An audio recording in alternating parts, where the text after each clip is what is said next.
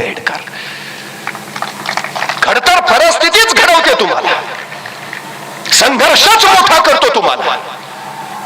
आमची पोरं गरुड बनवायची असतील ना, त्याला त्याचे पंख फिरवू द्या, त्याला काळावर स्वार होऊ द्या, त्याची शक्ती त्याला मिळवू द्या, तेव्हा तेव्हा तो भराऱ्या घेईल. हे सगळ्यात महत्वाचं आहे. खरंच याच आहे ते. जगात अशक्य काहीच नसतं, काहीच नसतं. एक गोष्ट कायम सांगतो, या जगात दुसरा कुणीच तुमचा पराभव करू शकत नाही. या जगात फक्त तुम्हीच तुमचा पराभव करू शकता. या जगात दुसरा कुणीच तुम्हाला विजयी करू शकत नाही. या जगात फक्त तुम्हीच तुम्हाला विजयी करू शकता, दुसरा कुणी नाही. तुमच्या यशाचं कारण पण तुम्ही असता, तुमच्या अपयशाचं धनी सुद्धा तुम्हीच असता. माणसं विनाकारण सबबी सांगतात, आमची परिस्थिती नव्हती हो, तू गप. मला भयान राग येतो असल्या माणसांचा. आमची परिस्थिती नव्हती हो. परिस्थिती माणसाला घडवती नाही, परिस्थिती माणसाला बिघडवती नाही. माणूसच परिस्थिती घडवतो आणि माणूसच परिस्थिती बिघडवतो. ही सगळ्यात मोठी वस्तुस्थिती आहे. जे सबबी सांगतात ते कधीच विजेते होत नाहीत, आणि जे विजेते होतात ते कधीच सबबी सांगत नाहीत. ही सगळ्यात मोठी गोष्ट आहे. कारण देऊच नाही, देऊच नाही. आमच्या पोरांना ते सांगावं, उगाच काहीतरी कारण सांगायची, काहीतरी सबबी द्यायच्या. आपलं अपयश लपवण्याचा हा प्रकार असतो, आपल्या कमतरता लपवण्याचा हा प्रकार असतो. कमतरताना बलस्थान बनवाना अडचण काय आहे? न्यूटनला गणित आणि भौतिकशास्त्र अजिबात आवडत नव्हतं. जेम्स वॅटला त्याच्या शाळेनं मूर्ख ठरवलं होतं. डार्विनला अक्षरशः त्याची शाळा वैतागली होती. एडिसनला त्याच्या शाळेनं काढून टाकलं होतं. पण तरी यांनी स्वतःच्या कमतरतांच्या उरावर पाय ठेवून स्वतःच्या बलस्थानाच्या जोरावर कर्तृत्वाचा ध्वज फडकावला. घडवता येत, हवं ते घडवता येत. वर्गात गुरुजी वह्या तपासत होते. एका मुलाजवळ गेले, वही कुठं आहे? मुलगा म्हटला घरी राहिले. हात पुढे कर, हात पुढे कर. आणि गुरुजींनी छडी मारला, हात उगारला. त्याच वेळी त्यांचं लक्ष त्या पोराच्या हाताकडे गेलं आणि उगारलेली छडी गुरुजींनी खाली घेतली. तुला मारून पण काय उपयोग नाही, तुझ्या हातावर विद्येची रेषाच नाही, काय उपयोग आहे मारून तुला? त्या पोराला काय कळे ना, हातावर विद्येची रेषाच नाही. त्याच्या डोळ्यातला खळदिशी अश्रू उगळला आणि त्यानं गुरुजींना विचारलं, गुरुजी हातावर विद्येची रेषा कुठं असते? गुरुजींनी दाखवलं, इथं इथं इथं विद्येची रेषा असते. त्या पोराला मूठ घट्ट आवडले आणि सरदिशी वर्गाबाहेर गेला. 5 मिनिटांनी वर्गात आला तर त्याचा सगळा हात रक्ताळला होता. गुरुजींनी विचारलं, काय केलंस? आणि तो मुलगा म्हणाला, गुरुजी नशिबानं जी विद्येची रेष माझ्या हातावर काढली नाही, ती बाहेर जाऊन मी चाकून काढून आलोय. आता मला विद्या घेण्यापासून कुणीच रोखू शकणार नाही.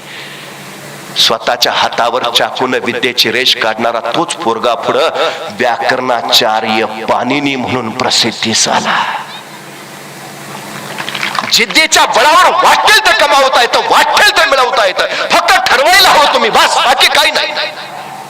तुमचं ध्येय ठरलं ना की तुमच्या सगळ्या शारीरिक मानसिक ऊर्जा त्या ध्येयाच्या प्रती केंद्रीभूत करा. बस, सगळं विश्व तुमच्या मदतीला उभा राहतं. मग काहीच अडचण नाही. फक्त ठरवा, तर ठरवायला हवं. फक्त आमची अडचण काय, आम्ही ठरवतच नाही, निर्णयच घेत नाही. तुम्हाला माहितीये चंद्रावर पहिलं पाऊल कुणी ठेवलं? कुणी ठेवलं? आपण तर बाबा नाही, दुसऱ्या कोणाचं माहित नाही. कुणी ठेवलं? नील आर्मस्ट्रॉंगनं चंद्रावर पहिलं पाऊल ठेवलं. पण खरंच नील आर्मस्ट्रॉंगच चंद्रावर पहिलं पाऊल ठेवणार होता का हो? नाही, तो नव्हता ठेवणार. त्या चांद्रयान मोहिमेचा मुख्य पायलट होता तो एडविन सी अल्डारिन. अमेरिकन वैमानिक होता, स्पेस वॉकिंगचा त्याला अनुभव होता, म्हणून त्याची निवड केली होती या चांद्रयान मोहिमेसारखी, एडविन सी अल्डारिन. आणि त्याचा सहाय्यक पायलट आहे तो आहे हा नील आर्मस्ट्रॉंग. तो नौसैनिक होता अमेरिकेतला, स्पेस वॉकिंगचा त्याला अनुभवच नव्हता. तो सहाय्यक पायलट आहे एडविन सी अल्डारिनचा. अपोलो नावाचं चांद्रयान ज्यावेळी चंद्रावर पोहोचलं त्यावेळी स्पेस सेंटर मधनं पहिला संदेश गेला, पायलट फर्स्ट. म्हणजे आता पायलटनं उतरा, चंद्रावर उतरा, पायलट फर्स्ट. पायलट फर्स्ट म्हणल्यावर मुख्य पायलट एडविन सी अल्डारिन पुढे झाला आणि चंद्रावर पाय ठेवायच्या आधी त्याच्या मनात विचारांचा गोंधळ सुरू झाला. मी चंद्रावर पाय ठेवला आणि मी जळूनच गेलो तर? मी चंद्रावर पाय ठेवला आणि तिथल्या गुरुत्वाकर्षण मला खिचूनच घेतलं तर, मी चंद्रावर पाय ठेवला आणि मी भरकटलोच तर. तो त्या विचारातच अडकला. तोपर्यंत स्पेस सेंटर वरनं दुसरा संदेश आला, को पायलट नेक्स्ट. आणि नील आर्मस्ट्रॉंग पुढे झाला आणि कुठलाही विचार न करता त्याने चंद्रावर पाय ठेवला. आणि जगाच्या इतिहासात गौरव कुणाचा व्हायला पाहिजे होता? एडविन सी अल्डारिनचा. तो फक्त निर्णय घेता न आल्यामुळं मागं राहिला आणि नील आर्मस्ट्रॉंग जगात चंद्रावर पहिला पाऊल ठेवणारा म्हणून ख्यातकीर्त झाला. निर्णय घ्या, काय करायचं आहे, काय करायचं, निर्णय घ्या, पटकन घ्या. उगा वेळ लावत बसू नका अजिबात. काय होईल जास्तीत जास्त? निर्णय चुकेल, चुकला तर अनुभव मिळेल आणि बरोबर आला तर यश. तोटा कुठे आहे? पण निर्णय तर घ्या. यशस्वी कोण होतं? योग्य निर्णय घेतात ते नव्हे, तर घेतलेला निर्णय योग्यच होता हे जे सिद्ध करतात ते. सिद्ध करा घेतलेला निर्णय योग्यच आहे. हो मी करेन. अडचण काय? ती क्षमता, ती ताकद, ते सामर्थ्य आमच्यात आहे. जिद्द हवी फक्त. करणारच हे सगळ्यात महत्वाचं आहे. आणि त्याच्यापेक्षा सगळ्यात महत्वाची यशासाठी गोष्ट कुठली असेल तर ती आहे सातत्य. सातत्य. शेतकऱ्याला राजा का म्हटलं जातं माहिती आहे? पिकाला भाव मिळू दे नाही मिळू दे, पाऊस पडू दे नाहीतर दुष्काळ पडू दे, शेतकऱ्यानं शेती करणं कधीच सोडलं नाही. अजिबात नाही. सातत्य. एका शेतकऱ्याला विचारलं, यंदा गहू पेरलाय काय? तो म्हटला नाही, यंदा गव्हावर कीड पडायची शक्यता आहे म्हणून गहूच पेरला नाही.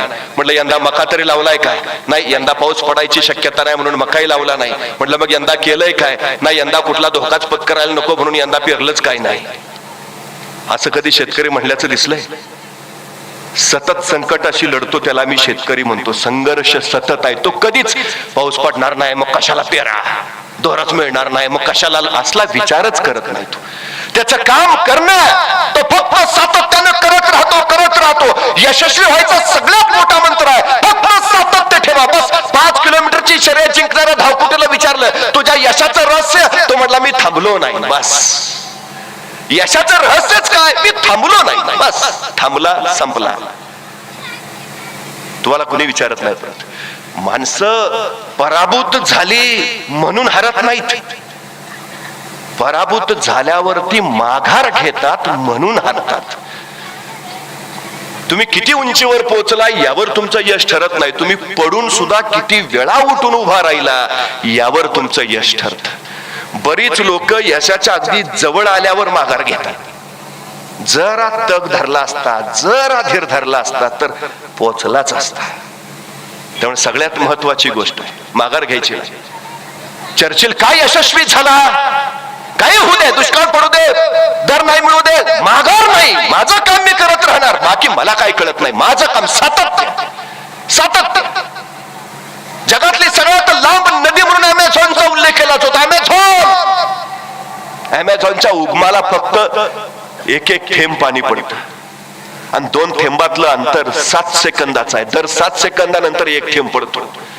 पण गेली हजारो वर्ष हा नेम चुकला नाही. दर 7 सेकंदाला एक थेंब आणि त्या एका थेंबातनं ती अमेझॉन नदी तयार झाली आहे. तुम्हाला वाटतंय एवढंसं काय नाही केलं तर का? त्याच्यातनंच पुढं सगळं मोठं होणार आहे. कृती महत्वाची आहे. करत राहा. सातत्य महत्वाचा आहे. एक थेंब वज्रासारख्या कठीण पत्थरावर पडत राहतो आणि पत्थरालाही भेट पडतो. ती पाण्याच्या थेंबाची ताकद नाही, ती सतत पडत राहते. तिच्या त्या सातत्याची ताकद आहे. सातत्य. कुणी म्हणतं मला बुद्धी नाही. चांगलं आहे ना, विद्वान व्हायला तुला मिळालेली ही सर्वोत्तम संधी आहे. आम्ही गरीब आहे. चांगलं आहे ना, श्रीमंत व्हायला तुला मिळालेली सर्वोत्तम संधी आहे. कमतरतेला अडचणी समजू नको. संधी समजाने पुढे चाला. ठोके टाकत राहा, काम करत राहा. एकतर दरवाजा तरी फुटेल नाहीतर उघडेल तरी धडका मारत राहा. सगळ्यात महत्वाचं ही आहे. मी नेहमी एक गोष्ट सांगतो. एक राजा होता. त्या राजाच्या समोर 2 कैदी आणले. राजाला आरोप विचारले, आरोप ऐकले आणि शिक्षा सुनावली. मरेपर्यंत फाशी. फाशीची शिक्षा ऐकल्याबरोबर एक कैदी तिथंच चक्कर येऊन बेशुद्ध झाला. दुसरा कैदी मात्र न्यूटन असल्यासारखा विचार करत बसला होता. पहिला शुद्धीवर आला तरी दुसरा न्यूटनच. पहिल्याला काय कळे